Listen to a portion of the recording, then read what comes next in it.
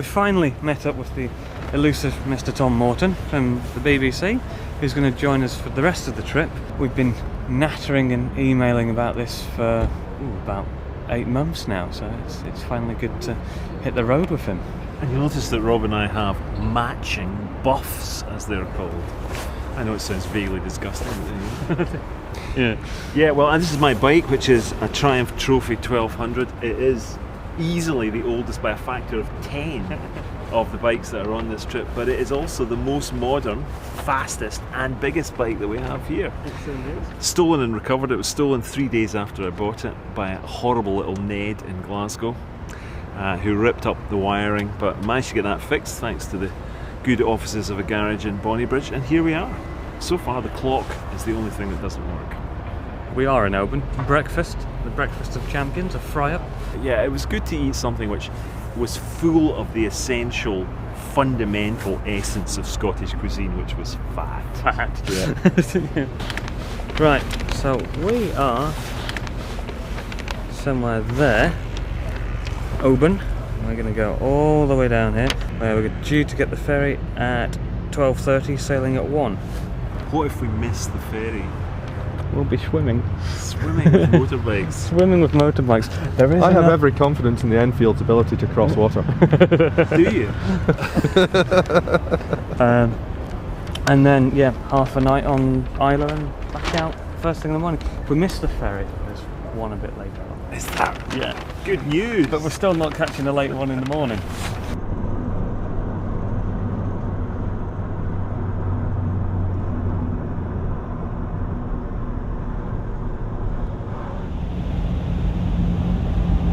I went to Islay before and investigated my family history. It's my mother's side of the family, and traced as far back as I think a Janet McCalman, who was in the 18th century put on trial in the church for witchcraft. Alright. But at the end of the day, she was found too stupid to plead.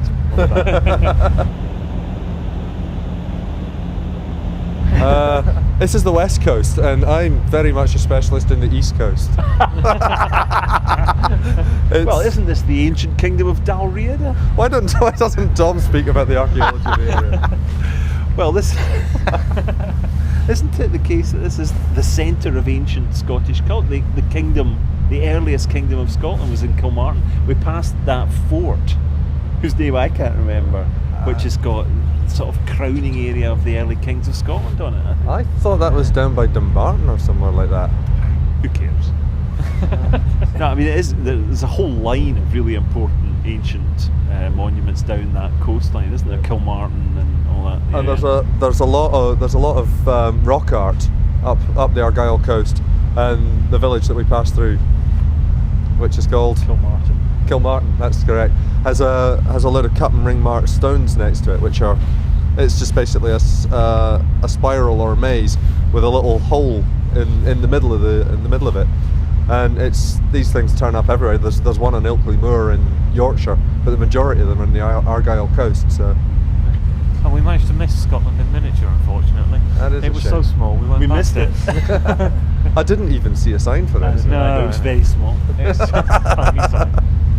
Yep, so we're going across to Kilchoman on the far west coast of Islay, which is one of Islay's newest distilleries. They do a lot of their own stuff there. It became legal in December, so 3 years old, matured in oak, Scotch whisky, as I say, the newest, and we're going to see what Anthony Wills, the manager's got, but you've tasted it before, so...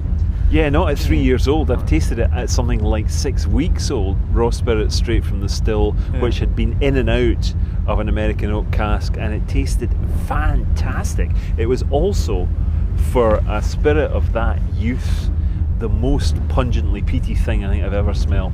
Yeah. And they do their own barley, don't they? They've got their own. Every single bit of the production process is contained within Kilchoman. It's a true farmhouse distillery. Really looking forward to seeing it. Yeah.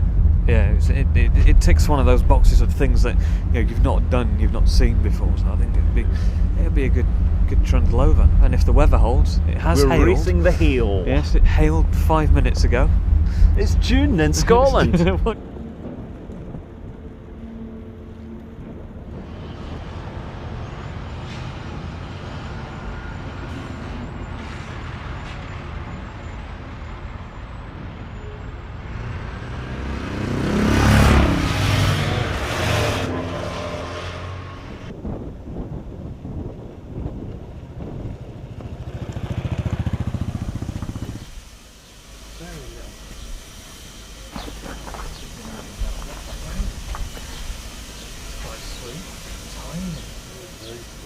It's true. We are the only distillery that actually grows a lot of barley. I know that 6 other distilleries malt, but they don't actually grow their own barley. So that's the difference, really. And we do it in 2-ton batches. Right. So what are you up to? What's your production? 90 to 100,000 litres now. That's maximum production, and that's Yeah. all we're going to do. Yeah, You're but it's not expanding like the rest of the industry.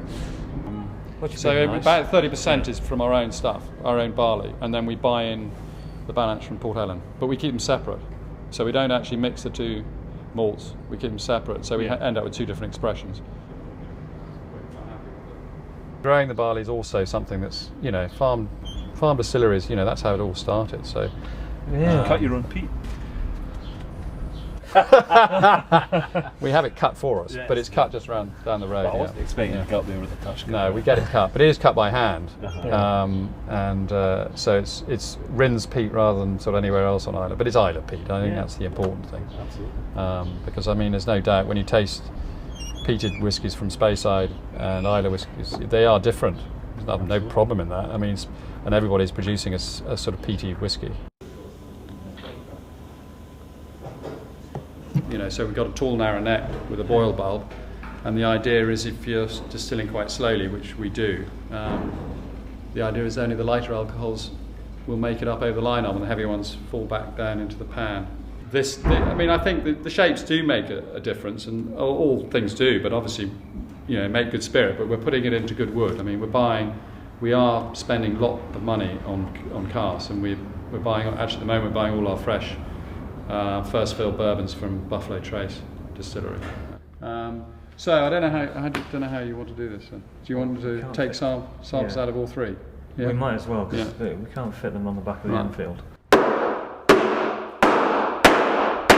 Harder.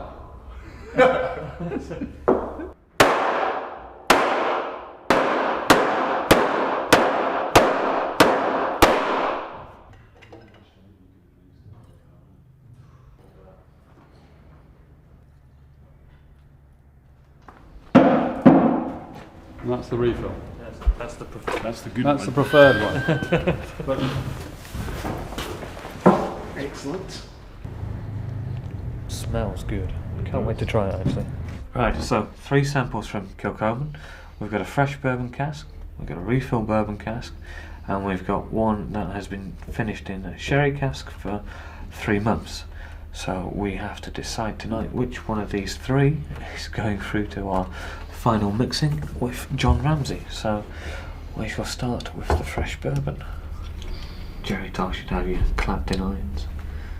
Yeah, nips the nose. It certainly does. Well, it's about 62 point something percent, so it's pretty heavy. Number 2 is a refill bourbon. So we'll have a little quick squeeze of this, sniff and taste. Very juicy. But again, I need to put some water in it and get past that alcohol burn. Yeah, it's a huge burst of alcohol, isn't it? Yeah. But again, we're looking at just over 3 years old with 60. It's a lot sweeter and a lot more acceptable, I would say. Definitely. And this is the third one. This is the third one, which is a sherry finish.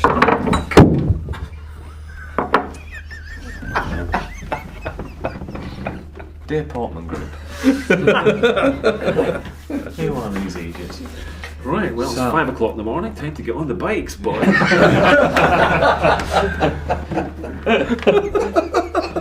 It's not really 5 o'clock in the morning. No, it is actually only 10 o'clock at night. So Good grief.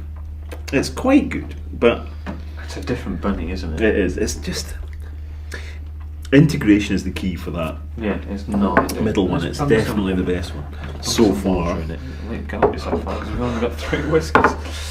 Right, so thank you, Anthony. Refill bourbon it is. Excellent. Round of applause. Job done. Absolutely. Yeah, so Good. there we go. Let's all go and get absolutely pissed now. Or at least a good night's sleep.